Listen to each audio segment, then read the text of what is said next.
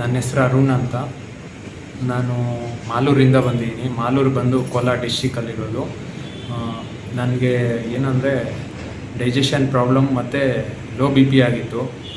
ನಾನು ಎಲ್ಲಿ ಹೋಗಿ ತೋರಿಸಿದ್ರೂ ಸರಿ ಹೋಗ್ತಿರಲಿಲ್ಲ. ಅಂದರೆ ಡೈಜೆಷನ್ ಪ್ರಾಬ್ಲಮ್ ಅಂದರೆ ನನಗೆ ಬಾಯೆಲ್ಲ ಹುಣ್ಣಾಗ್ಬಿಡೋದು, ಅಲ್ಸರ್ ಥರ ಆಗೋದು.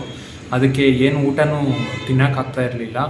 ಆಮೇಲೆ ನಡೆಯೋಕ್ಕಾಗ್ತಾಯಿರಲಿಲ್ಲ, ಒಂಥರ ಸುಸ್ತಾಗಕ್ಕೆ ಸ್ಟಾರ್ಟ್ ಆಗೋದು. ಯಾಕಂದರೆ ಊಟ ತಿಂದರೆ ನಾನು ಎನರ್ಜಿ ಬರೋದು, ಅದಕ್ಕೆ ಎನರ್ಜಿ ಇಲ್ದಿರ ಆಯಿತು.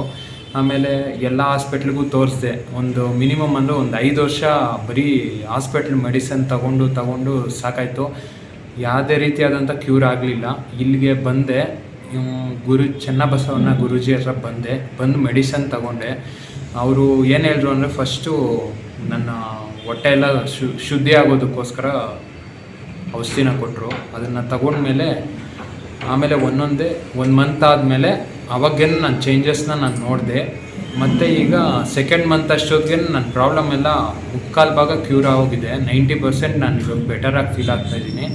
ಯಾವುದೇ ರೀತಿಯಾದಂಥ ತೊಂದರೆ ಇಲ್ಲ ಈಗ ನನಗೆ. ಎಲ್ಲರೂ ಈ ಅಡ್ರೆಸ್ನ ತಿಳ್ಕೊಳ್ಳಿ, ಆದರೆ ಬಂದು ತೋರಿಸ್ಕೊಳ್ಳಿ, ಒಳ್ಳೆಯದಾಗುತ್ತೆ ಎಲ್ಲರಿಗೂ. ನನ್ನ ಏಜಲ್ಲಿರೋ ನಾನು ಬಿದ್ದಿದ್ದ ಕಷ್ಟ ಯಾರೂ ಬೀಳಬಾರ್ದು ಅಂತ ಹೇಳ್ತಿದ್ದೀನಿ ಅಷ್ಟೇ. ಈಗ